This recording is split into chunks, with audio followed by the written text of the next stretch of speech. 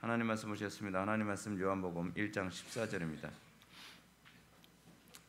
하나님 말씀은 요한복음 1장 14절 말씀, 신약성경 제 성경으로는 142페이지입니다.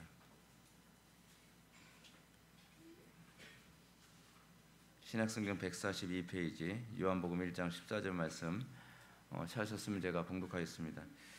말씀이 육신이 되어 우리 가운데 거하심에 우리가 그의 영광을 보니 아버지의 독생자의 영광이요 은혜와 진리가 충만하더라. 아멘. 이 시간 하이델베르크 요리문답 제2부 우리의 구속에 관하여, 성자 하나님과 우리의 구속에 관하여 우리 13주일 보도록 하겠습니다. 오늘 33문부터 34문을 보도록 하겠습니다. 서론 보시겠습니다. 13주일은 예수님의 하나님 아들 되심과 우리의 주인 되심에 대해서 살펴보게 됩니다. 신자는 주인이 바뀐 사람입니다. 주인이 바뀐 존재라는 말은 피상적 얘기가 아니죠. 이 가르침은 실제적이며 삶의 방향과 태도를 송두리째 바꾼다는 말입니다. 주인이 그냥 바뀐 것이 아닙니다. 우리는 그리스도의 고귀한 핏값을 치르고 산 존재들입니다. 우리가 그 은혜를 안다면 어떤 삶을 살아야 마땅한지는 분명합니다. 이번 가르침에서는 그리스도의 주되심과 그 은총이 우리에게 구체적으로 어떤 열매를 기대하게 하는지 살펴보게 될 것입니다. 여러분들 이게 오늘 이 본문 보시면 느끼는 것처럼 로마서 강의하고 그냥 정확하게 그냥 일치합니다. 이게 매번 우리가 이제 설교를 이렇게 접하면서도 매번 신기한 게 뭐냐면 로마서 강의도 그냥 순서대로 가는 것이고 사사기도 순서대로 가는 것이고 그리고 하이델베르크 요리문대도 순서대로 가고 있는데 의도적으로 이렇게 맞추는 것도 힘들 텐데 매번 그냥 그 강해를 충실하게 하면서 이렇게 가다 보면 항상 이렇게 일치하고 있는 모습을 되게 많이 보게 됩니다. 그런 부분 통해서 이제 매번 느끼는 게 이런 거죠.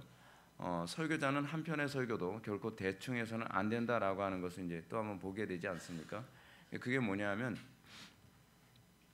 한 편 한 편의 설교가 사실은 하나님의 선하신 계획과 작정 안에서 움직여지고 있다는 것을 사실 이런 모습을 통해서 너무나 선명하게 잘 보여줍니다.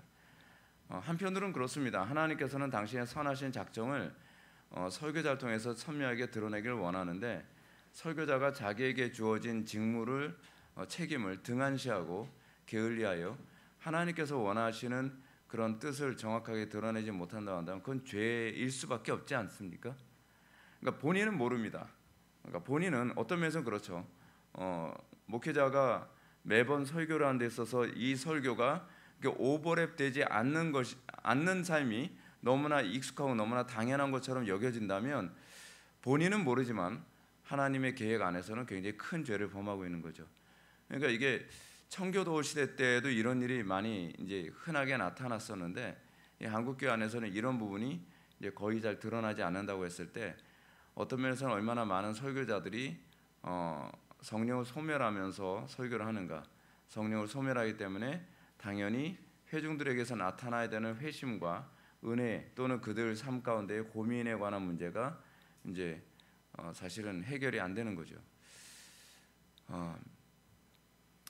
주의 주대심이라고 하는 부분에 관해서 로드십 세이비에이션 우리가 이 로마서 강의 때도 이제 그런 부분을 살펴봤는데 이제 하이델베르크 이제 본문 들어가기 전에 좀 그런 부분을 제가 여러분들하고 좀 나누고 이 본문에 들어가고자 합니다. 제가 이제 요즘 고민을 굉장히 많이 하는 게 이겁니다. 제가 알고 있는 하나님과 성경의 하나님이 굉장히 다르다고 하는 것을 제가 많이 느낀다 그랬죠. 제가 머릿속에서 그린 하나님과 성경이 계시하는 하나님은 굉장히 다릅니다. 그래서 매번 느끼는 게 저는 제가 하나님의 일을 한다고 하면 하나님께서는 제가 하나님의 일을 하기 좋도록 또는 주의 사역을 감당하기 좀 편하도록 하나님께서 여건을 이렇게 토양을 만들어 주시고 그래서 이제 싸울 수 있는 아주 좋은 환경과 필드를 만들어 주시고 나서 그리고 유리한 고지를 만들어 주시고 그리고 나서 전쟁을 하게 하시는 하나님일 것이다라고 저는 그렇게 생각을 했었거든요. 근데 인생을 살아가면서 매번 느끼는 게 뭐냐면 항상 정반대입니다. 항상 정반대. 그러니까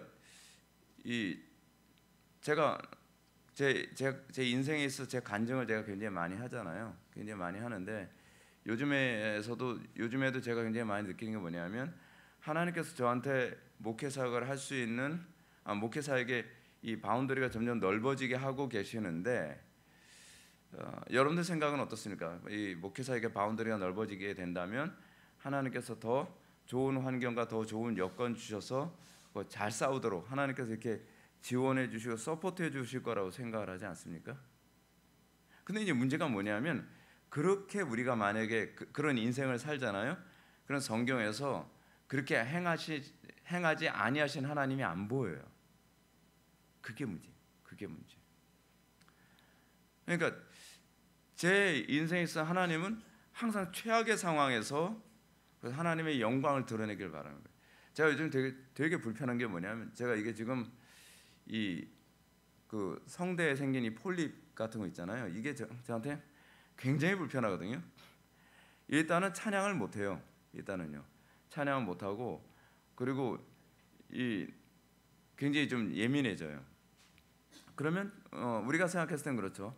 하나님께서 당신의 사역을 위해서 이거를 미리 딱 제거해 주시고 좋은 여건 주시고 또 컨디션도 최고로 좋은 컨디션 주시고 뭐 주변 환경 좋게 만드시고 목회 사역하기에 뭐 스트레스 안 받을 만한 환경 주시고 그렇게 해서 하나님께서는 전쟁을 할 수 있게 해주시겠지. 그렇지 않다니까요. 하나님께서는 오히려 모세를 이제 하나님께서 애굽을 딱 보내시잖아요. 제가 요즘에 이제 묵상하고 있는 게 그거예요. 제가 저 답답하니까 이런 부분 자꾸 생기니까 이게 유가족이 이게 딱 생기고 나니까 여러모로 불편한 게 많아서 왜 하나님이 이렇게 하실까? 이게 죄 문제인가? 내가 하나님 앞에서 뭔가 범죄해서 그런가? 내가 하나님 앞에 뭔가 잘못해서 그런 것인가? 뭐 생각을 굉장히 다양하게 하잖아요. 근데 구약 성경을 가만히 보면 하나님께서 모세를 보내시고 굉장히 안 좋은 환경만 계속 주세요.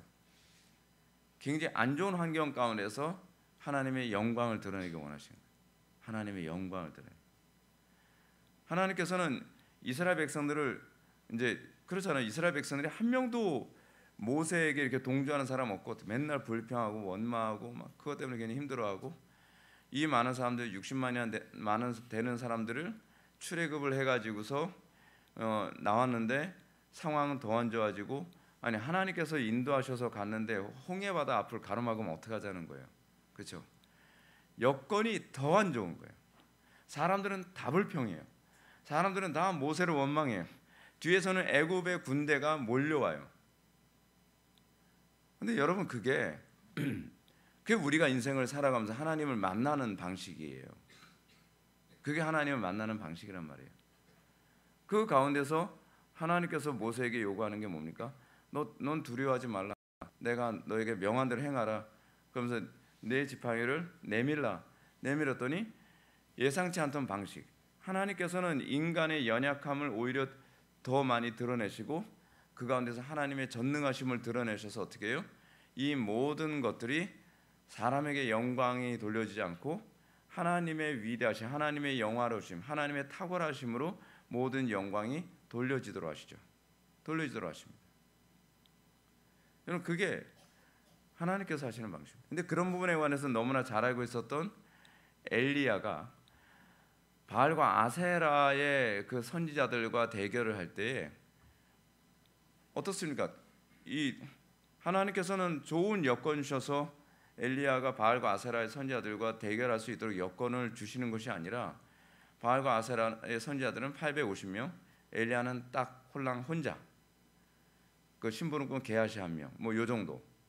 그리고 주변의 환경 다 살벌한 분위기. 만약 여기서 그 잘못하면 비참하게 막 사람들한테 살해당할 것 같은 그런 분위기. 그렇잖아요? 근데 엘리야는 뭘 알았어요? 우리 인간의 가장 연약하고 불리한 상황이 크면 클수록 하나님의 영광은 더 선명하게 드러난다는 것을 그걸 엘리야가 알았죠. 그렇죠? 그래서 엘리야가 어떻게 행동을 합니까? 그런 상황에서 오히려 게하시한테 야 저기다가 그 자꾸 일본 말이 생각나네. 빠켓을 물 담아서 자꾸 이렇게 갖다 부어라. 오히려 거기를 안에 나무에 불을 붙이는 거를 오히려 말라도 시원치 않은 상황인데 거기다 오히려 물을 부으라는 거예요. 여러분 거기서 여러분들 떠오르는 거 있지 않습니까? 우리를 하나님께서 왜 선택하셨는가? 하나님께서 우리 통해서 원하시는 것이 무엇인가? 그건 하나님께서 우리 통해서 당신의 영광을 드러내도록 하기 위해 우리에게 이런 환경을 주시고, 하나님께서 우리에게 이것을 통해서 하나님의 영광을 어떻게 드러낼 것인가를 고민하라고 하나님께서 우리를 부르셨다는 사실입니다. 제가 무슨 얘기 하려고 하냐면, 우리는 지금 최악의 상황에 있습니다. 지금요, 국가적으로 정말 최악입니다. 차별금지법 통과한다 뭐한다 지금 최악의 상황에 있습니다. 어느 뭐로 봐나 지금 우리는 최악의 상황 가운데 있습니다. 그런데 기독교가 있다는 것에 대한 감사함이 뭐냐면, 항상 기독교는 최악의 상황에서 하나님의 영광을 드러내는 기회로 삼는다는 겁니다. 저는 제가 여러분들한테 부탁하는 게 뭐냐면, 여러분들이 제발 그런 신앙생활에 대해서 눈을 좀 떴으면 좋겠다는 것입니다. 어려운 일 있으면 제발 피하려고 하지 마십시오. 제발.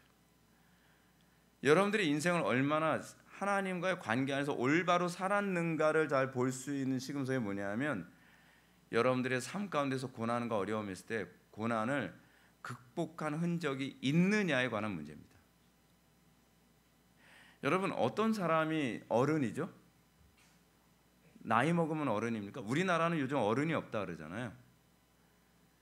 그러니까 어른은 나이를 먹었다고 어른이 되는 것이 아니라 어려움을 정도를 통해서 극복해 본 사람만 어른입니다. 그런 사람이 어른 노릇하고 그런 사람이 젊은 사람들한테 존경을 받는 겁니다.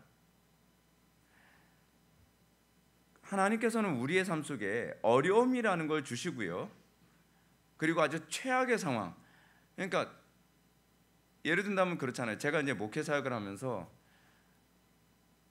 모르겠어요. 다른 사람들은 어떨지 모르겠는데 저 같은 경우에는 그랬어요. 저 같은 경우에는 항상 모든 상황에서 여건을 다 안 좋은 여건만 주시더라고요. 진짜 제가 살아온 인생 자체가 그래요. 항상 최악의 여건 안에서 최선의 상황을 드러내길 바라시는 거예요. 근데 그걸 드러냄을 통해서 하나님이 영광 받으시죠. 근데 그걸 드러내기 위해서 해야 되는 게 뭐예요? 첫 번째, 믿음이 뭔지 제가 말씀드리려고 하는 겁니다. 첫 번째는 뭐냐면 인내하는 겁니다. 하나님의 뜻을 분명히 알고 인내하는 겁니다. 두 번째는 뭡니까? 하나님의 뜻대로 해결하는 방법을 계속 구하고 찾고 두드리고 구하고 찾고 두드리는 과정을 거치는 겁니다. 그러면서 말씀에 대해서 좀 더 눈이 밝아지고 하나님이 어떤 분이신지를 좀 더 선명하게 보게 되어지는 통찰이 생기기 시작을 합니다. 그리고 세 번째는 뭐냐면 지혜로워집니다. 지혜로워집니다. 인생을 살아가면서 그리스도인들이 어떻게 삶의 어려움과 난관을 하나님의 말씀 안에서 정도를 걸어가면서 극복해낼 줄 아는가라고 하는 것에 대한 지혜가 생기게 됩니다. 그래서 그리스도인들은 지혜로운 사람입니다.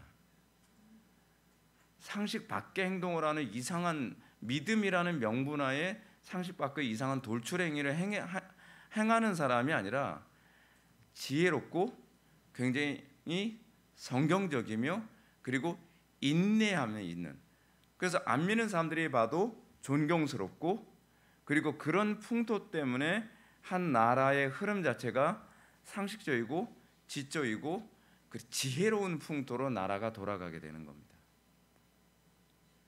어려움을 극복하기 위해서 지혜를 짜내는 법을 아는 거죠. 지혜를 짜내는 법을 아는 겁니다. 제가 여러분들이 우리 교회에 왔을 때 여러 어려움이 있고 그럴 때 사람들이 다 이제 저한테 상담을 요구하지 않습니까? 근데 목사가 원래 그거 하는 게 또 직함이기도 하고요. 근데 여러분들에게 제가 그런 분에 와서 얘기해드릴 수 있는 이유가 뭐냐면, 제가 거의 대부분 다 겪어봤기 때문에 그렇습니다. 그러니까 인생을 굉장히 고달프게 산 거죠. 그러니까 여러분들이 보기에는 제가 굉장히 별 고민 없이 어려움 없이 그냥 꽃밭만 걸어온 사람처럼 보일지 모르지만 제 인생은 꽃밭을 걸어온 인생이 아니라 광야를 꽃밭으로 만들어가는 인생입니다. 네. 그리고 여러분들이 걸어가면서 살아가야 될 인생이 그겁니다. 광야를 피해 가라고 하나님께서 광야로 여러분들이 인도하신 것이 아닙니다. 광야를 꽃밭으로 만드는 법을 터득하라고 하나님께서 여러분들을 보내신 겁니다. 여러분들 삶의 과정 하나, 여러분들이 현재 있는 환경 하나, 여러분들이 만나는 사람들, 여러분들의 가정의 환경, 여러 가지 환경 안에서 여러분들은 이런 탄식을 하게 될 겁니다. 저도 허구한에 그런 탄식할 때가 많지만, 하나님, 왜 저는 다른 사람들 같이 꽃밭 같은 데서 태어나게 하지 않으셨습니까? 왜 하나님께서는 저에게 그런 꽃밭 같은 환경을 저에게 허락하지 않으셨습니까? 왜 하나님, 저는 다른 사람들처럼 그 쉴만한 물가, 푸른 초장 같은 인생을 살게 하지 않습니까? 근데 여러분, 그게 하나님께서 우리에게 원하시는 게 아니에요. 하나님께서 아담과 하와를 창조하시고 나서 아담과 하와에게 주신 그 소위 미션이 뭡니까? 미션이 에덴 동산을 기반으로 해서 에덴 동산 밖은 다 광야 같은 곳이잖아요. 그럼 그곳을 어떻게 하는 거예요? 그러면 푸른 초장으로 에덴 동산화 시키는 삶을 살아가는 거예요. 마치 선교사들이 선교지에 가면은 거기는 어떤 곳이죠? 거긴 다 광야 같은 곳이에요. 복음이 없어요. 거기는 사람들이 다 강팍해요. 잔인해요. 무례해요. 우리의 문화에서 상식적으로 납득이 안 되는 사람들이 바글바글해요. 어떻게 보면 우리한테는 광야죠. 근데 하나님께서 그곳을 우리에 보내시면서 어떻게 해요? 거기를 꽃밭으로, 그리고 쉴만한 물가로, 푸른 초장으로 만들라고 우리를 보내시는 겁니다. 그러면 여러분들 거기서 어떻게 해요? 기도하면서, 지혜를 짜내면서, 또 우리가 또 인내하면서, 그러면서 여러분들이 어떻게 해요? 시간이 갈수록 점점 지혜로워지고 탁월해져서 여러분들이 나이가 들면 들수록 독보적인 존재가 돼가는 거죠. 독보적인 존재가 돼가는 겁니다. 왜냐하면 아무도 그 광야를 이 꽃밭으로 만드는 사람들이 없거든요. 그건 그리스도인들에게만 주어지는 특권이거든요. 네. 그래서 여러분들은 인생을 어떻게 살고 있는가? 근데 안 믿는 사람들의 인생은 어떤 인생인지 아십니까? 안 믿는 사람들은요, 기껏 다 이렇게 잘 해놓은 꽃밭 같은 곳조차도 다 짓밟아서 다 광야로 만들어 놓는 것이 안 믿는 사람들의 특징입니다. 그거 대본에 딱 보이지 않습니까? 그걸 교회 안에서도 동일합니다. 교회 안에서조차도요, 소위 거듭나지 않고 하나님을 모르는 사람들은 공동체 안에 끊임없이 문제를 일으켜요. 계속. 그리고 거듭난 하나님의 백성들, 정말 하나님을 정말 사랑하고 이웃을 사랑하는 마음을 가진 사람들은 그 문제 일으킨 걸 계속 그 뒤처리하고 그것을 다시 원상복귀하는 일을 그걸 계속 반복해요. 계속. 목회가 피곤한 게 뭐냐면 계속 그 작업을 하면서, 그러면서 내부 안에서, 공동체 안에서는 끊임없이 이 꽃밭을 황폐하게 만들려고 하는 사람들은 계속 등장하고요. 그리고 그걸 저지하면서 계속 어떻게 또 꽃밭을 확산시키는 일을 계속해야 되는 거예요. 그러니까 얼마나 피곤합니까?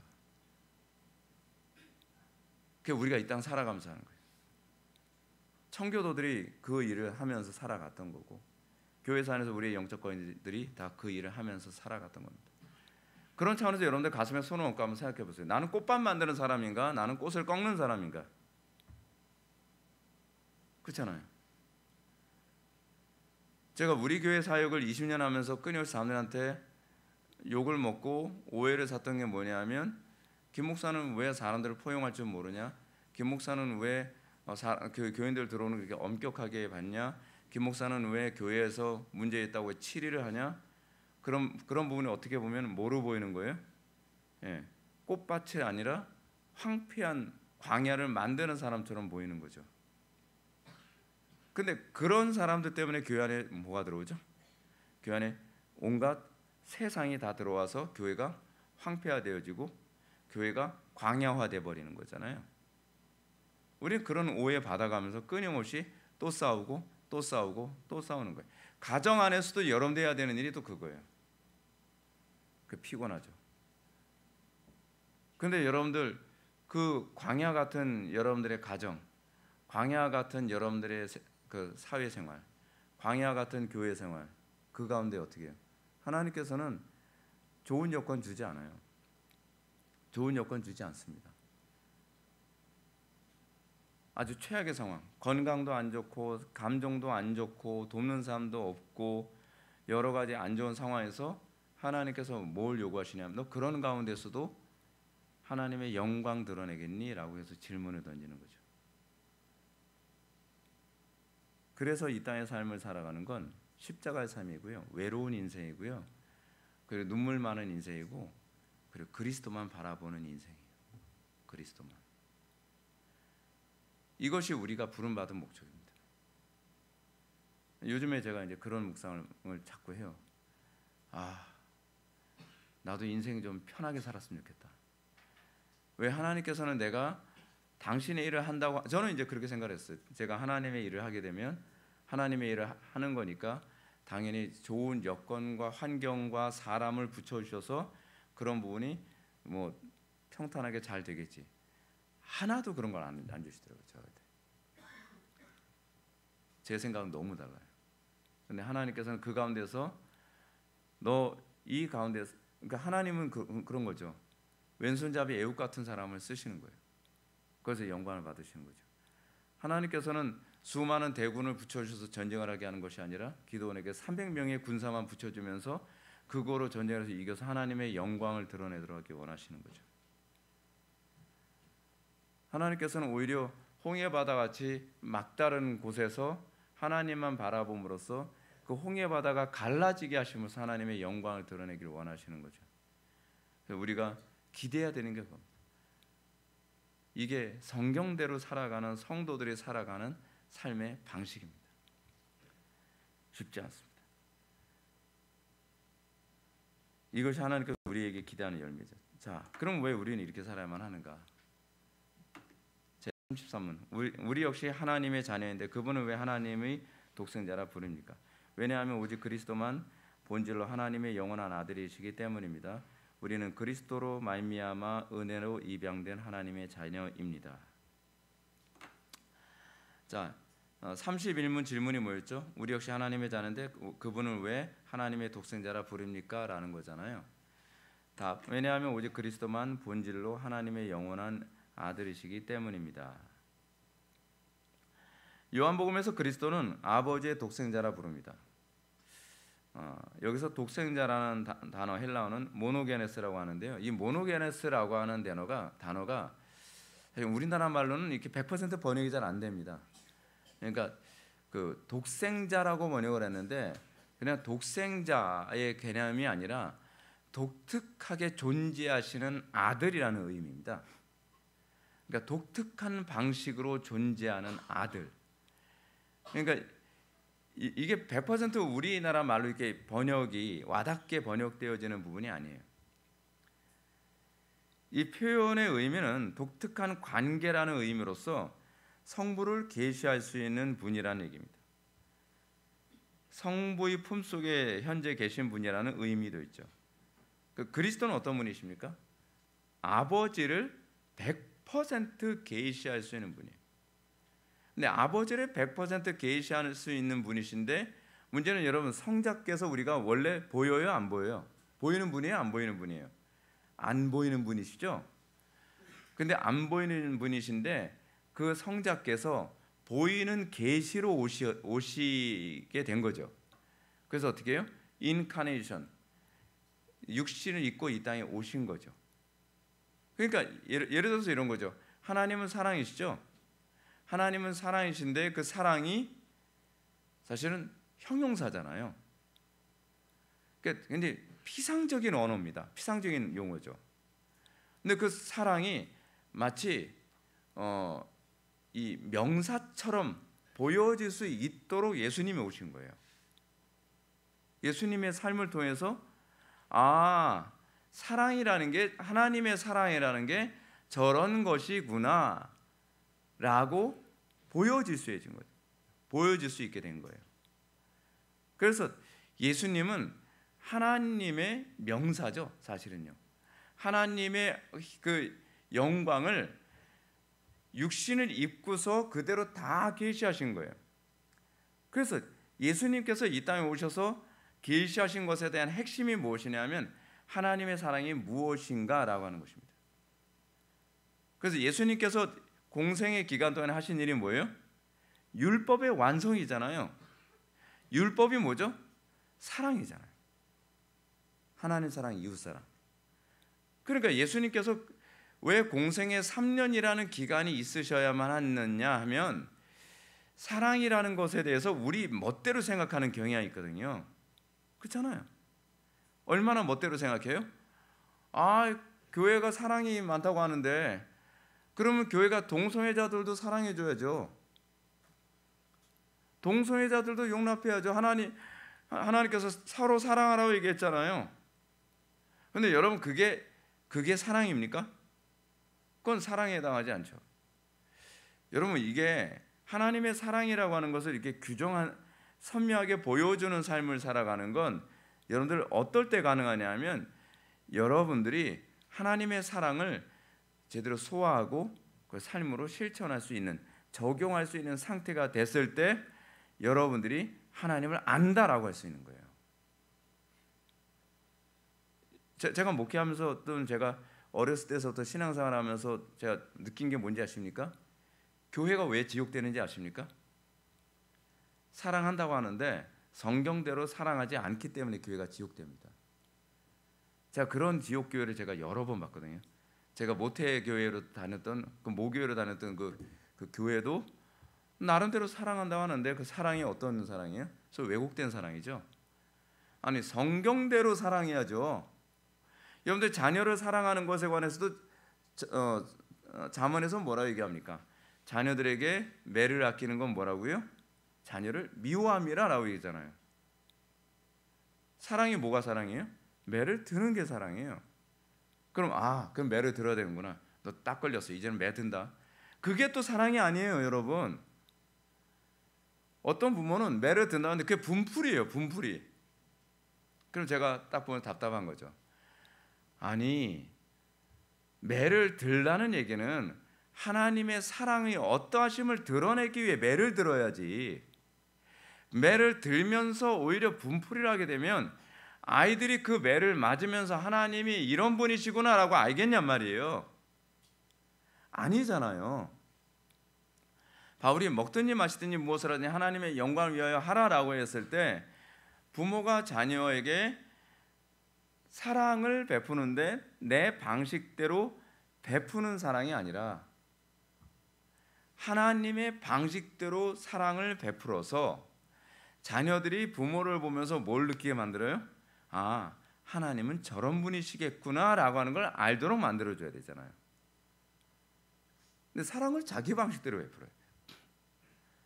그러니까 이게 문제는 뭐냐면 상당수의 사람들이 이거를 그런 식으로 잘못 배운 것들이 너무 많아가지고 이제 우리 교회 이제 처음 오신 분이 우리 교회에서 제 설교를 듣고서 이런 생각을 합니다. 김 목사 율법주의자다라고 얘기해요. 왜 율법주의자다라고 얘기하죠? 죄를 지적하니까. 근데 여러분 그게 성경적인 사랑이에요. 성경은 허물을 덮어주라고 얘기하지 않았습니까? 허물을 덮어주는 것과 죄가 무엇인지 알게 하는 건 별개의 문제죠. 이걸 구분을 못하는 거예요. 예를 들어서 하나님께서는 끊임없이 선지자들 통해서 이스라엘 백성들의 그 죄악됨에 대해서 계속 얘기하시죠. 근데 그게 사랑이에요. 근데 그 하나님께서 죄를 계속 무엇인지 가르쳐 주시는데 오래 참으시죠. 그게 사랑이에요. 죄를 지적하지 않는 게 사랑이 아니라 여러분 개인적으로 보시죠. 죄를 지적하는 게 쉽습니까? 아니면 침묵하는 게 쉽습니까? 침묵하는 게 훨씬 쉬워요. 그리고 이런 게 있잖아요. 제가 이제 이런 부분하면 좀 더 국가적인 차원에서 얘기할게요. 국가 안에서 사실은 교회의 역할이 그런 역할이 있기 때문에 제가 말씀드리는 거예요. 교회 안에서 국가 안에서 불법을 자행하고 그리고 막 상점을 털고 도둑질하고 뭐 인신매매하고 사기치고 이런 일이 국가 안에서 막 비일비재하게 벌어져요.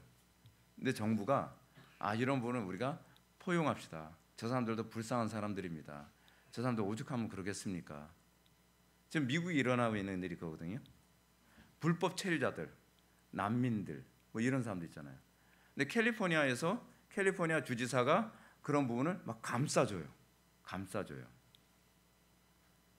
근데 미국의 대통령이 지금 어떻게 하고 있습니까? 불법 체류자들, 그 불법 체류자들 중에 상당수 사실은 마약 공급책들이거든요. 이 사람들이. 그리고 이런 사람들이 정부의 많은 질서를 다 무너뜨리고 있거든요. 그러니까 정부가 다시 나라를 원상복귀시키기 위해서 뭐 합니까? 저 사람들 강제로 본국으로 돌려보내죠. 근데 이제 그런 거죠. 여러분 어느 쪽이 사랑입니까? 겉으로 보기에는 불법 체류자들 불쌍하잖아요. 불법 체류자들 감싸주는 게 사랑처럼 보이죠. 근데 불법 체류자들 감싸줌으로써 피해를 누가 입죠? 미국인들이 있잖아요. 그래서 미국의 캘리포니아가, 제가 옛날에 갔던 캘리포니아는 굉장히 그래도 살기 좋고 여기서 살고 싶다는 그런 느낌이 드는, 특히 샌프란시스코 같은 경우는 진짜 거의 너무 아름답거든요. 근데 샌프란시스코는 최근에 샌프란시스코 갔다 온 사람들이 하는 얘기가 코를 막고 다니지 않고서는 견딜 수가 없대요. 왜냐하면 마약 그 복용자들이 너무 많아가지고 진동을 하고 악취가 진동을 한대요. 거기다가 대낮에는 그나마 좀 다닐 수 있는데 밤에 문 밖에 나가는 건 그냥 자살행위래요. 이거는 현재 그 미국에 거주하는 그 유튜버가 찍어서 보낸 영상이거든요. 그러면 보십시오. 질서를 잡고 국가의 질서와 안녕을 해치는 사람을 공권력으로 제거해서 내보내는 일이 사랑입니까? 아니면 그 사람들을 돕는 게 사랑입니까? 포용하고 감싸주는 게 사랑입니까? 겉으로 보기에는 어느 쪽이 사랑처럼 보입니까? 포용해주고 돕고 감싸주며 좀 더 인내해 줍시다라고 하는 게 사랑처럼 보이죠? 제가 분명히 말씀드립니다. 사랑은 여러분들 방식대로 하는 게 아닙니다. 사랑은 하나님의 방법대로 하는 겁니다. 요즘에 아이들이 왜 삐뚤어지고 아이들이 왜 탈선하는지 아십니까? 자기 방식대로 자녀를 사랑한다고 했기 때문에 그것 때문에 다 망가집니다. 제가 목회를 하면서 그것을 다시 수정하고 계속 싸우는 것 중에 하나가 뭐냐면, 여러분들은 우리 교회만 다니시니까 좀 이제 별로 스트레스 안 받지만, 제가 다른 교회 가게 되면요 화딱지 날 때가 굉장히 많이 있어요. 애들이 굉장히 훈련이 안 된, 자녀 교육이 잘 안 돼서 무례한 애들이 굉장히 여기저기 이제 보이잖아요. 근데 저는 이게 굉장히 우리 교회 풍토에 이게 익숙해져 있다 보니까 그런 사람 한두 명만 앉아 있어도 너무 스트레스가 돼서 강의하는 게 너무 힘들어요. 근데 그것도 힘든데 부모 행동 보면 더 열받고 더 스트레스 받을 때가 굉장히 많이 있거든요. 근데 부모가 그걸 사랑이라고 생각을 하는 거예요. 근데 그리스도께서 이 땅에 오셔서 하신 일이 뭐예요? 하나님의 사랑은 이런 거야 라고 하는 걸 보여주는 거예요. 여러분들의 그 왜곡된 사랑을 회개하지 않는 한 여러분들은 가는 곳마다 꽃밭을 다 짓밟고 돌아다니는 존재가 되는 겁니다. 그래서 지금 미국이 지금 어떻게 됐습니까? 이 청교도들이 세운 나라, 뭐 청교도들이 다 세운 건 아니죠. 근데 기독교 정신에 의해서 꽃밭같이 모든 나라 사람들이 다 부러워하는 그런 나라가 지금 캘리포니아나 그렇지 않으면 시카고 같은, 거긴 다 완전히 좌파 그 지역이잖아요. 거기는 다 어떻게 해요? 지옥이 돼버렸어요. 꽃밭을 다 짓밟아버린 겁니다. 그래서 제가 우리 교회 사람들 받아들이는 문제에 관해서도 엄격하게 선을 긋고 이걸 신앙 점검해서 받아들이는 이유가 뭐냐면, 저는 우리 교회를 지키고 저에게 주어진 양들을 보호하는 것이 우선순위라고 생각하고 있기 때문에 그래요. 그리고 교회가 이렇게 안정되고 질서 있고 바른 신앙의 모습 안에서 이렇게 세워져야만 그 다음에 어떻게 해요? 외부를 꽃밭으로 만들 수 있는 힘이 생기죠. 그건 상식적인 거죠. 여러분, 지금 외국인들을 마구잡이로 받아들이는 이 문제와 오늘날 교회 안에서 신앙 고백과 관계없이 무조건 교회 안에 꾸역꾸역 채워서 교인 숫자 늘리는 문제는 똑같은 현상입니다. 외국인들이 우리나라에 들어오는 것에 있어서는 국가에서 엄격하게 제재를 가하지 않으면 자국인들이 피해를 입습니다. 지금 우리나라 지금 그런 실정이잖아요. 근데 그 모습이 바로 교회의 모습이에요. 교회에서 목사님들이 너무 욕심으로 어떻게 하든지 한 명이라도 더 많은 사람들을 예배당 안으로 끌어들이려고 하다 보니까 어떤 문제가 발생했죠? 교인들이 정작 양들이 늑대나 이리 같은 야수들한테 내부적으로 물어 뜯겨서 피 흘리면서 나중에는 그 사람들이 교회를 떠나는 현상이 생기죠.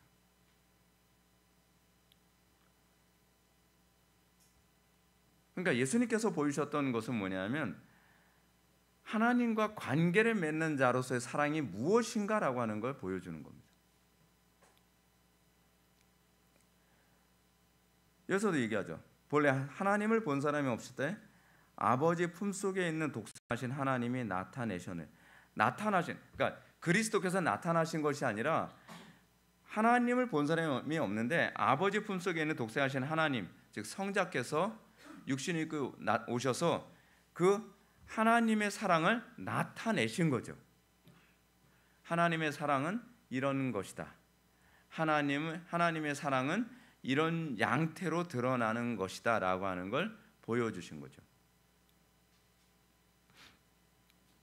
사도 요한은 이 본문이, 여러분 이 요한복음 1장의 본문은요 사실은 사도 요한이 뭘 염두에 두고 이 본문을 기록했냐 하면 출애굽기 시대의 성막을 염두에 둔 겁니다. 그래서 이렇게 말씀 가만히 보면 이게 두 가지, 이게 요한복음이 굉장히 해석이 어려워요. 왜냐하면 그래서 태초에 말씀이 계시니라라고 했을 때 말씀이라고 하는 단어는 헬라어로 로고스죠. 근데 이 본문이 기록되어진 배경은 어디를 배경이죠? 에베소 지역이거든요. 사도 요한이 에베소에서 사역을 했던 사람이잖아요. 근데 에베소 지역은 어떤 곳이에요? 소위 헤라클레이토스의 로고스 이론이 굉장히 지배적인 지역. 로고스 이론이 가지고 있는 그 개념이 뭐예요?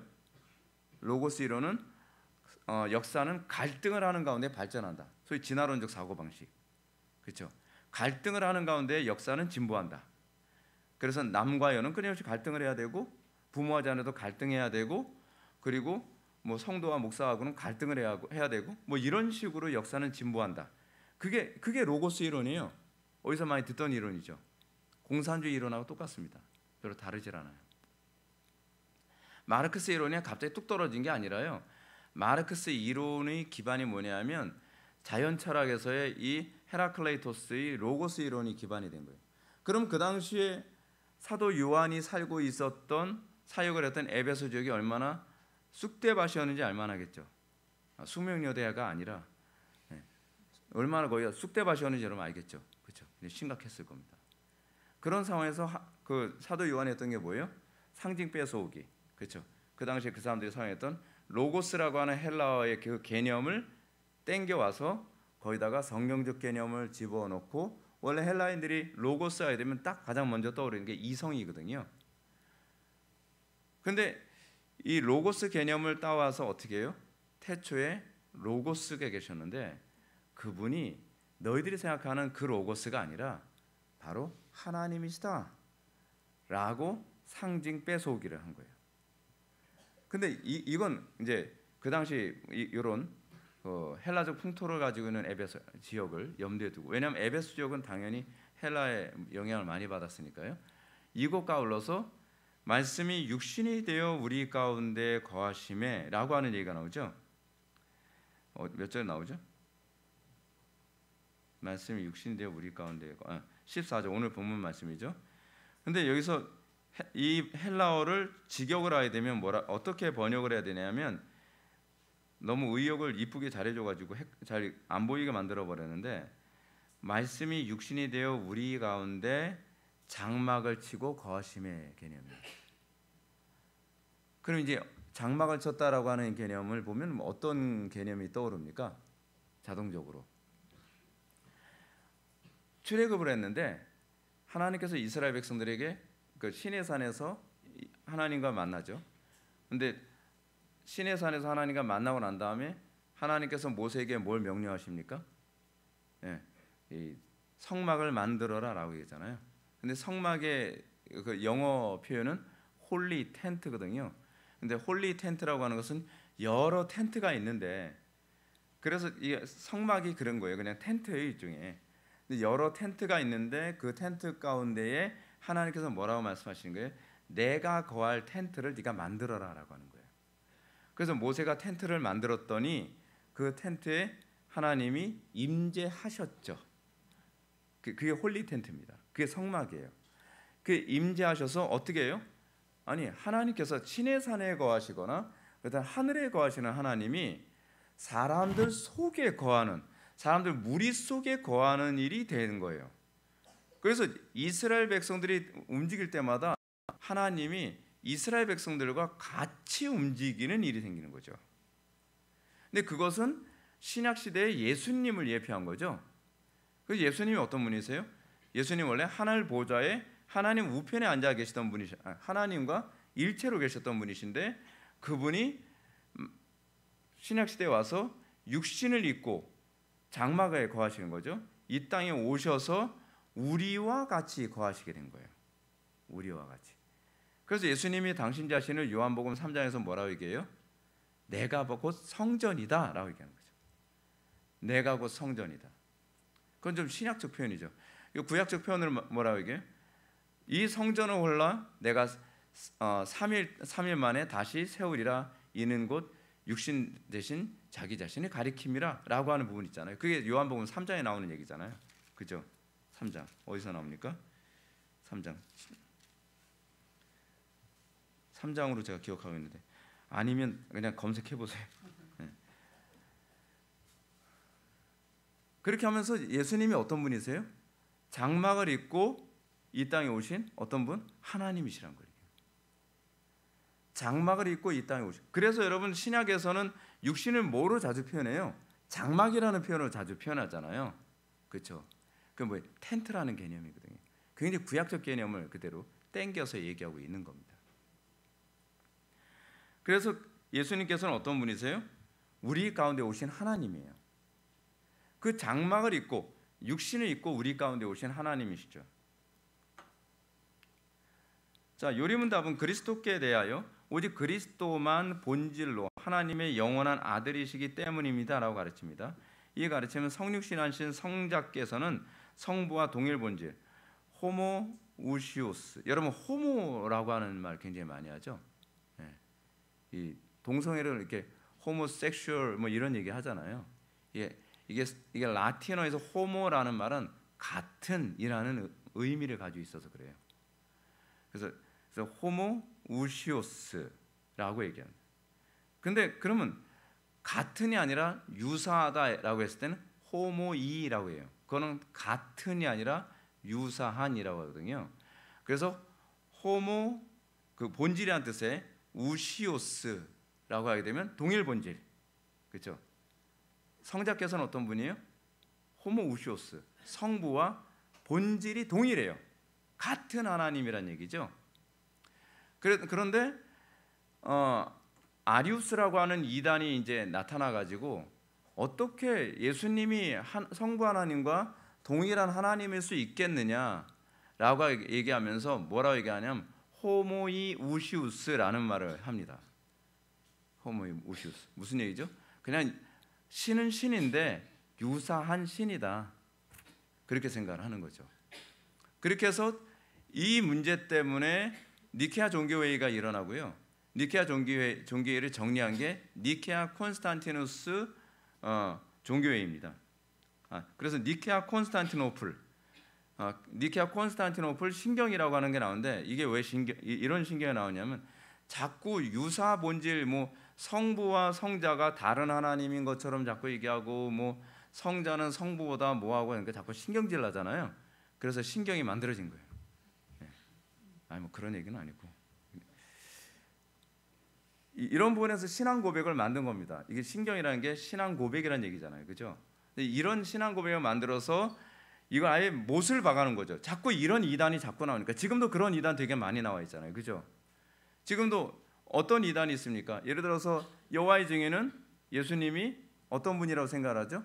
하나님 아니다, 그냥 선지자다, 뭐 이런 얘기하는 거, 그렇죠? 여호와의 증인뿐만 아니라 뭐 우리나라도 뭐 예수님 많잖아요. 우리나라 예수님이 50명이 넘는데 전 세계에서 제일 끝내주는 나라예요. 진짜 예수님도 많고 하나님은 20명이고 대단합니다. 근데 이게 교리를 기반으로 해서 생각하지 않기 때문에 나타나는 현상이에요. 자꾸 사람들이 이런 얘기 하잖아요. 목사님, 교리는 사람이 만든 거잖아요. 사람이 만들었죠. 근데 왜 만들었나요? 이단 때문에 나온 게 교리예요. 그러니까 웃기잖아요. 우리는 뭐 교리 안 믿습니다라고 얘기하는데 목사님, 저거 웬 이단인가요?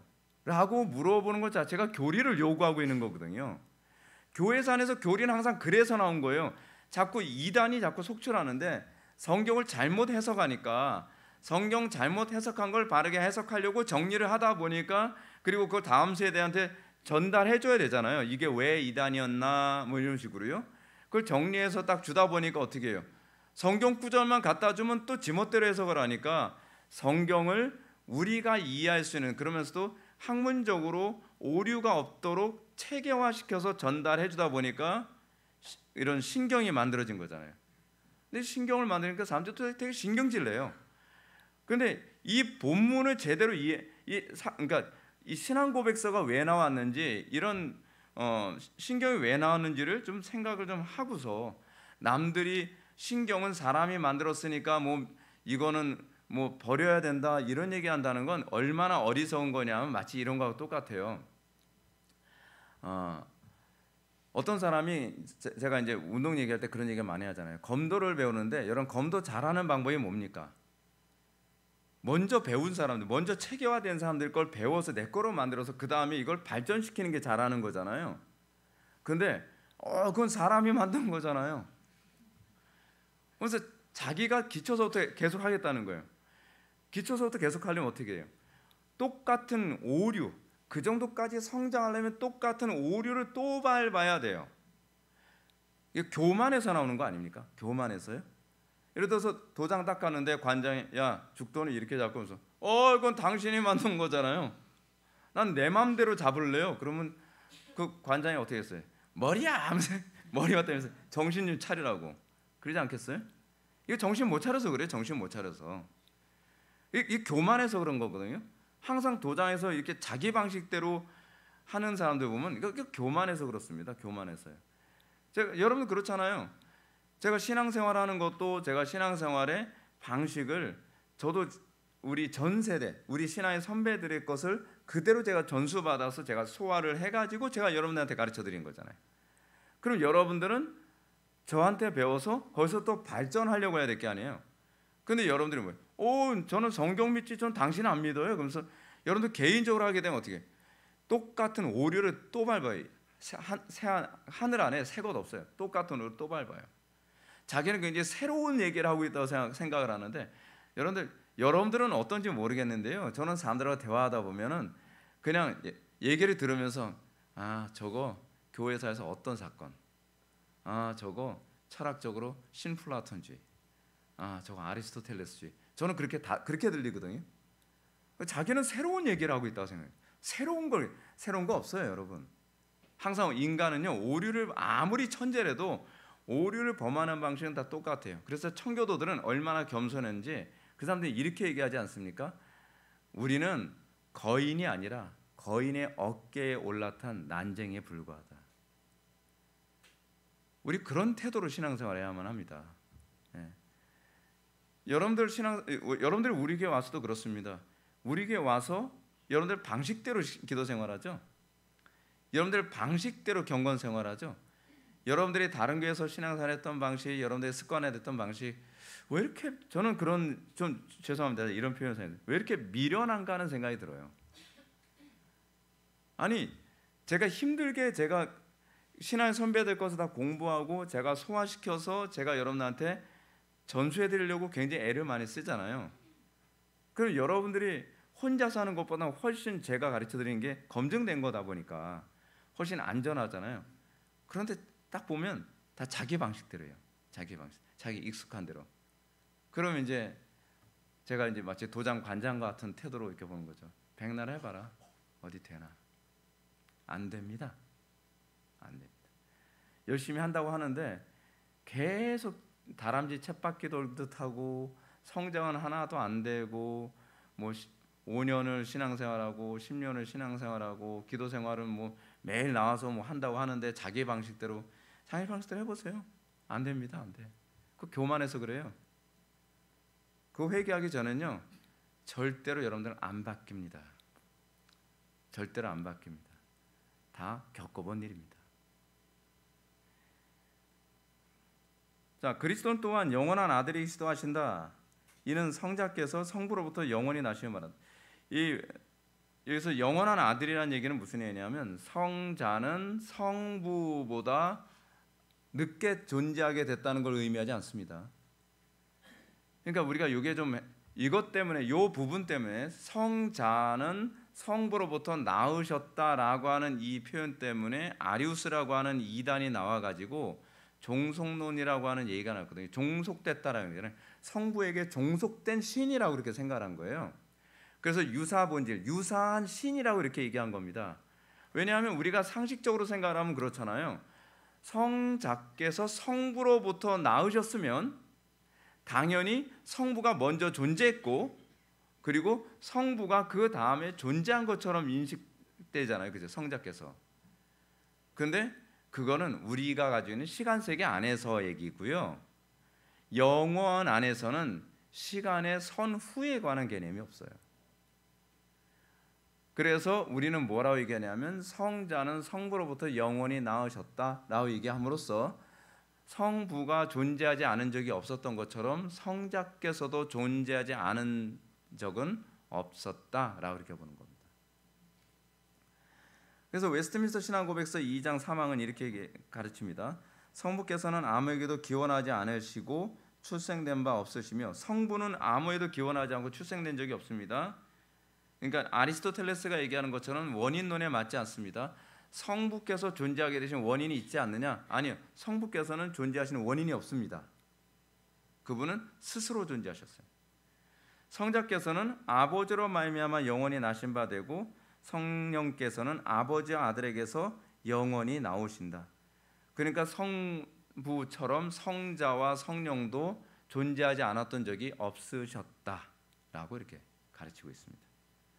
어렵죠? 어려워도 알아야 돼요. 우리는 그리스도로 말미암아 은혜로 입양된 하나님의 자녀입니다. 그러면 왜 하나님께서 우리를 입양하셨을까요? 그 이유가 뭐였을까요? 자, 이제 이렇게 이해를 하십시오. 자, 하나님께서 당신 자신을 계시하는데 그 모세에게는 뭐로 계시하셨죠?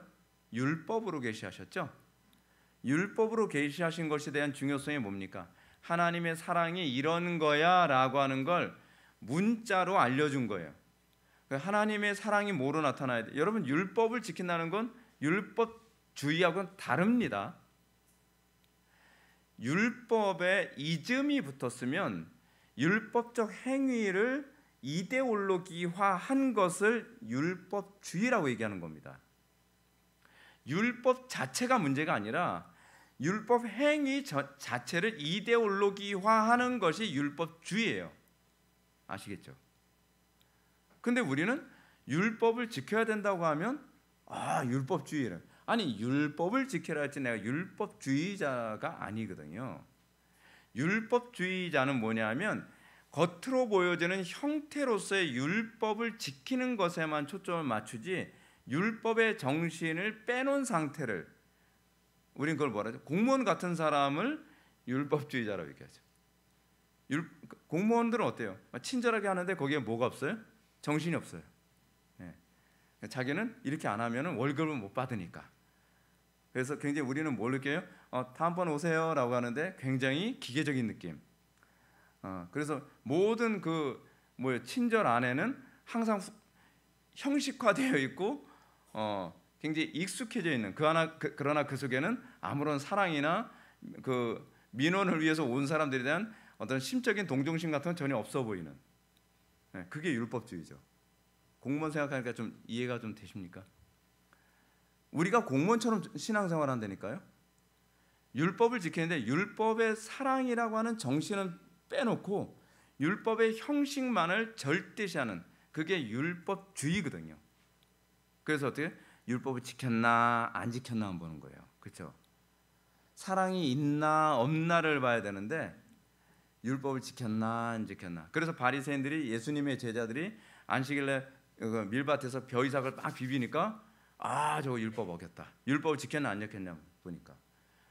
근데 안식일날 벼이삭을 비빈 이유가 뭐예요?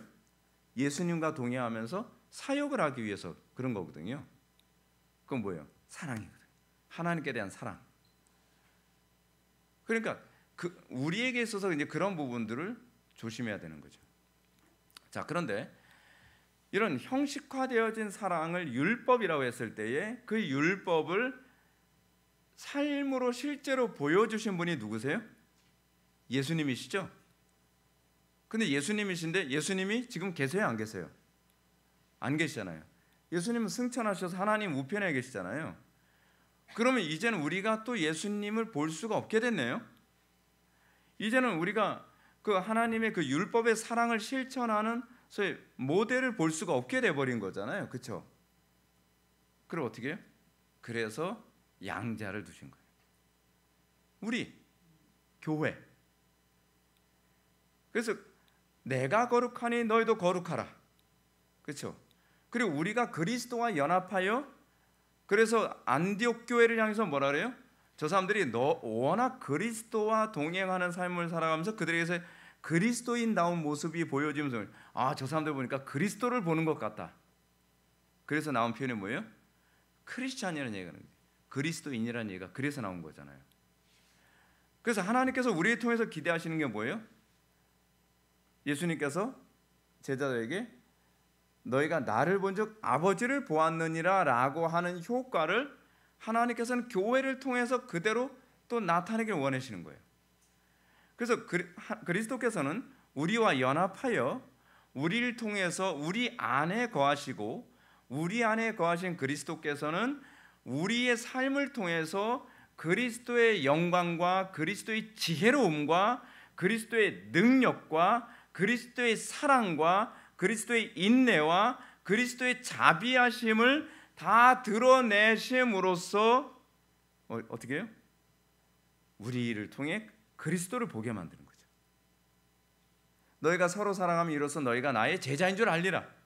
그렇죠? 우리가 그리스도의 제자이면 세상에 알게 한다는 것은 무슨 얘기냐면 아버지의 영광을 드러내기 위해서. 그래서 우리를 중생시키심과 동시에 우리에게 회복되는 게 뭐예요? 하나님의 형상이잖아요.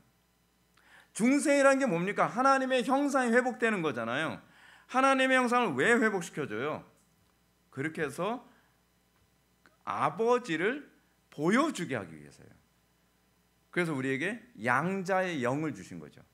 양자의 영을. 그래서 여러분, 우리가 양자의 영을 받아서 우리가 상속자가 되고, 상속받는다는 것은 뭘 상속받는다고 얘기하냐면 자꾸 사람들은 천당 상속받는 것만 자꾸 생각하잖아요. 천당 상속받아요. 걱정하지 마세요. 근데 우리가 찬송가에서도 많이 부르는 것처럼 우리가 상속받는 것이 뭐냐면 그리스도 안에 있는 하나님의 형상이에요. 그렇죠? 그래서 그리스도를 뭐라고 얘기합니까? 찬송가에서요? 그리스도 안에 있는 보화라고 얘기하잖아요. 그리고 그리스도의 말로 우리의 나의 영원하신 기업이라고 얘기하잖아요. 그리스도께서 나의 기업이에요. 근데 그리스도께서 곧 하나님의 나라이시기도 하시거든요. 그렇잖아요. 하나님의 나라는 여기 있다 저기 있다 할 것이 아니요 하나님의 나라는 너희 가운데 있느니라. Among you and me. 그러니까 우리 사이에 있는 분은 그 그리스도거든요. 그리스도는 하나님의 나라이시기도 해요. 그래서 그리스도를 소유함이 곧 하나님의 나라를 소유하는 것이고요. 그리스도를 소유하는 것이 결국 뭐예요? 하나님의 영광을 드러내는 것으로 나타나는 거예요. 그러니까 예수를 백날 믿었는데 하나님의 영광은 안 나타나고 맨날 꽃받다 짓밟고 돌아다니고, 근데 그리스도께서 하신 일이 뭐예요? 그분이 가는 곳마다 하나님 나라를 확장시키신 거잖아요. 그리스도께서 하신 일은 가시덤불과 엉겅퀴로 가득한 세상을 어떻게 해요? 다시 꽃밭으로 만드는 것과 같은, 에덴으로 만드는 것과 같은 사역을 하셨던 것이 예수님의 사역이잖아요. 그렇다고 한다면 우리에게서 나타나는 것이 뭐예요? 그래서 우리는 트러블 메이커로 나타나는 것이 아니라 피스 메이커로 나와야죠. 화평케 하는 자의 삶을 사는 거잖아요. 그것을 통해서 너희가 나의 자녀인 줄 알리라라고 하는 거죠. 이 산상수훈에 나오는 거잖아요. 그렇죠? 화평케 하는 자는 복이 있나니 저희가 하나님의 아들이라 일컬음을 받으리라. 그렇죠? 왜요? 화평케 함이 바로 하나님의 형상이 핵심이거든요. 사실은. 아유, 큰일 났네. 나머지 다음 주에 할까요? 그분은 왜 주님이라 부르는? 왜 주님이라 부르시겠어요, 여러분? 다 아시잖아요. 그죠? 아유, 이거 진짜 제가 서론이 너무 길어가지고 오늘 이건 빨리빨리 가겠습니다. 당신은 왜 그분을 주라고 부르실까요? 왜 주님을라 부르나요? 제가 말씀드렸잖아요. 주라고 하는 얘기가 사실은 헬라어로 퀴리오스라고 얘기하죠. 근데 이게 이 퀴리오스라고 하는 이 단어가 원래 히브리어에서는 아도나이라고 하는 단어거든요. 근데 아도나이는 여호와를 부르는 대명사예요. 그렇죠? 왜요? 유대인들은 하나님의 이름을 함부로 입에 거론하면 안 되니까. 그래서 유대인들이 하는 얘기가 그죠? 너희들 아버지 이름 함부로 부르니? 안 부르잖아. 그건 예의가 없는 거잖아. 그래서 우리도 우리의 하늘에 계신 아버지 하나님의 이름을 함부로 부르지 않아. 그래서 우리는 니네들 이방인들처럼 함부로 여호와라든지 야훼라든지 뭐 엘로힘이라든지 그런 말 안 해. 우리는 주라고만 불러. 아도나이라고 불러. 이런 거거든요. 근데 신약 시대에 왔을 때도 이 헬라인들도 이 풍토가 그대로 있거든요. 그래서 제우스라든지 헤르메스라든지 아폴론이라든지 뭐 그렇지 않으면은 포세이돈 같은 신들을 부를 때 그 신들을 뭐라 불렀어요? 퀴리오스, 주라고 불렀거든요. 종교적인 의미에서 주라고 하는 의미는 뭐예요? 신이라는 의미라는 거 아니겠습니까? 그래서 예수를 주로 고백하라라고 하는 것은 뭐예요? 신을 바꿔라라는 얘기입니다. 여러분들은 어떤 신을 이제껏 숭배했습니까? 예수 믿기 전에 여러분들의 모든 것, 다른 건 건드리지 마. 내가 예수 믿는 거 다 좋은데 이거 건드리면 난 그냥 발작해 라고 한다면 그게 여러분들의 신입니다. 우리는 하나님의 말씀이 이제는 우리의 중심이 되고요. 그리스도께서 우리의 하나님이 되셔서 모든 것을 결정하시고 판단하시고 다 모든 걸 바꾸게 만들죠. 그죠? 그리스도는 어떤 분이세요? 성막 가운데 거하시는 하나님이에요. 그래서 여러분들이 예수를 믿는다고 했을 때 여러분들은요 이제 하나님의 말씀대로만 살겠습니다 라고 하는 그 말씀이 구약 성경에서 다시 뭐였어요? 이게 굉장히 흥미로운데 그 바로 구름 기둥과 불 기둥입니다. 그러니까 구름 기둥과 불 기둥을 보면서 사람들이 그 광야 생활을 했잖아요. 그런데 그 구름 기둥과 불 기둥 역할을 하는 것이 신약 시대에 와서는 말씀이거든요. 말씀. 우리는 그 말씀의 인도를 따라서 광야 같은 이 땅의 삶을 살아가는 거예요. 그것이 그 말씀을 따라가는 것이 여러분들이 예수를 주라고 시인하는 태도입니다.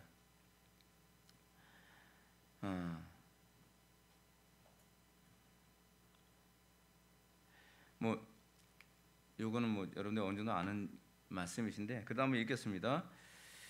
예수가 주시라는 고백은 그리스도께서 바로 구약의 여호와 하나님임을 가르치는 것입니다. 이러한 사실을 잘 가르친 성경 구절이 바로 요한복음 8장 23절부터 25절입니다. 예수께서 이르시되 너희는 아래에서 태어났고 나는 위에서 났으며 너희는 이 세상에 속하였고 나는 이 세상에 속하지 아니하였느니라. 예수님 어때요? 좀 더 설명합시다.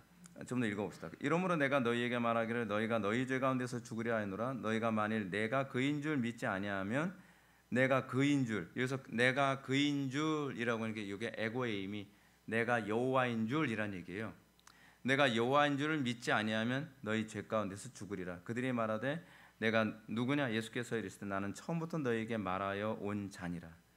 자, 그래서 예수님은 당신의 하나님 되심을 여러 가지로 나타내셨죠. 아까 요한복음 1장에서는 어떤 하나님이요? 성막 가운데 거하신 여호와. 그걸 요한복음 1장에서는 그렇게 표현했어요. 근데 요한복음 8장에서는 뭐라고 얘기하냐면 첫째는 나는 위에서 났다. 아버지께로부터 나은 존재라고 하는 것을 보여주죠. 나는 위에서부터 났다. 23절에 나오는 얘기입니다. 둘째는 나는 이 세상에 속하지 아니하였다. 이 세상에 속하지 아니하였다는 것은 무슨 얘기예요? 피조물이 아니다라는 얘기예요. 그분 창조주다라는 얘기입니다. 세 번째는 뭘 얘기하는 거죠? 나는 처음부터 너에게 말하여 온 자다라고 얘기합니다. 그래서 예수님이 처음부터 너에게 말하여 온 자라는 말씀을 어거스틴은 뭐라고 얘기하냐면 태초에 만물을 지으신 영원하신 분, 태초에 만물을 지으신 그 말씀이 바로 나다라고 예수님이 말씀하신 거예요. 그러니까 완전히 요한복음은 예수님이 하나님이시라는 것을 기가 막힌 방식으로 논증해낸 겁니다. 자, 그분이 금이나 은이나 이 그의 보혈로서 우리의 몸과 영혼을 우리의 모든 죄로부터 구속하셨고 마귀의 권세에서 해방하여 주의 것으로 삼으셨기 때문입니다라고 얘기합니다. 이게 마지막 슬라이드입니다. 예수를 믿는다는 것은 주인을 바꾸는 겁니다. 근데 주인을 바꾸는데 어떻게 바꿉니까? 예수님께서 우리를 값주고 사셨습니다. 여러분, 왜 우리가 하나님의 나라와 영광 위에 죽도록 충성하는 것이 정당하냐 하면 예수님께서는 우리를 당신의 자녀 삼으시기 위해 십자가에서 죄 없으신 그 피를 흘리시고 살을 찢기셨기 때문에 그렇습니다. 엄청난 대가를 지르시고 우리를 사셨습니다. 그렇다고 한다면 우리가 주님의 나라와 영광 위에서 사는 것, 주님의 나라와 영광 위에 사는 게 뭐예요? 나의 삶을 통해 아버지의 영광을 드러내는 거죠. 아버지의 아름다움을 드러내는 거죠. 여러분들이 구원받고 난 이후 여러분들이 그리스도인이다라고 하는 이름을 얻게 됨과 동시에 여러분들 얼마나 무거운 짐이 여러분들 어깨에 놓여진 건지 아십니까? 아버지 이름이 욕되지 않도록 해야 됩니다. 여러분들의 가정에서 하나님의 자녀됨의 모습을 설명해 드려서 자녀들이 하나님은 저런 분이시겠구나라고 하는 걸 보여줘야 돼. 책임이 있는 존재로 우리가 부름받은 겁니다. 직장에서도 그렇고 교회에서도 그렇고 사회에서도 그렇고 어디에서든지. 근데 거기에는 뭐가 필요합니까? 성령의 충만함이 필요합니다. 그래서 여러분들이 날마다 성령의 충만함을 구해야만 합니다. 그것은 그리스도와 더 온전한 연합을 이루기 위해서입니다. 장풍 쏘기 위해서가 아니라, 기사와 이적을 행하기 위해서가 아니라, 그리스도의 그 아름다움을 드러내는 건 내 힘으로 안 돼요. 내 인내나 내 지혜로 안 된단 말이에요. 그래서 그 사람이 성령 충만한 사람인지, 그 사람이 기도를 제대로 잘 하는 사람인지를 아는 중요한 시금석이 뭐냐면 하나님의 영광을 드러내는 사람인지 아닌지를 보면 기도를 개떡같이 하는지 제대로 하고 있는지가 거기서 보여지는 겁니다. 성령께서 그 사람에게 임재하고 있다고 한다면 그 사람의 가장 첫 번째로 변하는 게 뭐라 그랬어요? 이성이 고양되는 거라 그랬죠? 조나단 에드워즈가 얘기하는 것처럼 이성이 고양되어집니다. 두 번째로 입술이 바뀝니다. 그리고 세 번째로 지혜로워집니다. 왜냐하면 이게 바뀌지 않는 한 하나님의 영광을 드러낼 수가 없어요. 그래서 하나님께서 우리에게 이성을 고양시켜서 사리 판단을 지혜롭게 하게 하세요. 여러분, 하나님 영광 항상 망치는 사람들의 특징이 뭔지 아십니까? 그 사람들이 무조건 악해서가 아닙니다. 어리석어서 그래요. 그래서 잠언에서는 계속 얘기하는 게 뭐냐면 어리석은 자라고 하는 말과 하나님의 백성됨을 계속 대조적으로 많이 가르치고 있습니다. 그래서 여러분들이 하나님께 뭘 많이 구해야 됩니까? 정말 지혜 많이 구해야 됩니다. 지혜를 많이 구해야 됩니다. 그래서 우리의 삶의 입술에서 그 지혜가 나타나고 선택과 결정과 판단에서 지혜가 나타나야 되고 삶의 모든 영역에서 지혜가 나타나야 돼요. 그래서 그 삶의 모든 영역에서 어떻게 해요? 내가 파괴자가 아니라, 내가 트러블 메이커가 아니라 내가 피스 메이커의 삶을 내가 살고 있는가? 여러분들 예수 믿고 나서 여러분들 피스 메이커의 삶을 살고 있습니까? 아니면 트러블 메이커의 삶을 살고 있습니까? 가는 곳마다 여러분 바나바처럼 파괴되어진 관계를 오히려 화평케 하고 또 사람들과 관계를 더 아름답게 만드는 그 황폐되어진 곳을 오히려 꽃밭으로 만드는 존재로 삶을 살아갑니까? 아니면 꽃밭 같은 곳에도 내가 가면 다 그냥 황폐해져가고 분위기 싸해지고 막 다 이렇게 트러블 되어지고 제가 마르크스주의나 공산주의를 제가 이건 최악이고 이거는 사탄적이다라고 얘기하는 이유가 그래서 그렇습니다. 마르크스주의만 들어갔다 하면 가정이고 뭐 사회고 남과 여고 뭐 모든 걸 다 갈라치기 하잖아요. 여러분 열매로 나무를 알 수 있잖아요. 그 정도 됐는데도 분별을 못하면 어떻게 합니까? 그렇지 않아요? 가는 곳마다 모든 걸 다 파괴시키는데 공산주의 들어가는 곳마다요 다 가난해지고 공산주의 들어가는 곳마다 윤리도덕 다 무너지고요. 공산주의 들어가는 곳마다 사람들이 다 악마화 돼가고 있습니다. 그런데 그거를 분별을 못해가지고 목회자들이 뭐 좌파 뭐 지지하고 뭐 그런 얘기를 합니까? 정신줄 놓은 거죠. 그 정도도 분별을 못하면 목회자 그만둬야죠. 그렇지 않습니까? 우리가 오늘 시간 그리스도께서 하나님의 아들 되심에 관해서 우리가 살펴보았습니다. 우리가 삶 속에서 나는 과연 하나님의 영광을 나타내는 삶을 사는데 초점을 맞추고 있나? 예수 믿는다고 하면서도 항상 관심은 세상에 있고 예수 믿는다고 하면서도 내 삶의 개혁에 대해서는 아무 관심, 딴 사람 개혁하는 데 관심이 많아요. 그렇죠? 근데 딴 사람 개혁하기 전에 나부터 개혁하자고요. 개혁된 교회는 항상 개혁되어야 됩니다. 내가 먼저 개혁되고 난 다음에 다른 사람을 개혁하고 내가 먼저 변화된 다음에 다른 사람의 변화됨을 얘기해야지, 나는 변화되지 않으면서 다른 사람 개혁한다 그러고 이 사회를 변화시키고 뭐 아주 멋떨어지는 무슨 비전을 자꾸 얘기하는데 그건 다 환상이고요. 진짜 우리가 이 세상의 개혁과 변화와 정말 아름다움을 원한다고 한다면 나부터 개혁되어지고 나부터 바르게 서야 그때 비로소 정상적인 개혁이 가능하고 그리고 그곳에 하나님의 나라가 임할 것을 믿으시기 바랍니다. 기도하시겠습니다. 사랑이 많으신 하나님, 우리가 오늘 이 시간 예수님의 하나님의 아들 되심 교리를 살펴보면서 이 교리가 어떻게 우리의 삶에 적용되고 하나님께서 아들을 보내신 이유와 또한 그 아들을 믿음으로 우리를 양자로 삼으신 이유가 무엇인지를 우리가 살펴보았습니다. 아버지 하나님, 우리의 삶의 모든 영역에서 그 아버지의 그 아름다움, 아버지의 영광을 드러내는 데 관심을 갖게 하여 주사, 사도 바울의 가르침처럼 먹든지 마시든지 무엇을 하든지 하나님의 영광 위하여 사는 그런 태도로 우리의 삶이 변화되게 하여 주옵소서. 예수님의 거룩하신 이름으로 기도하옵나이다.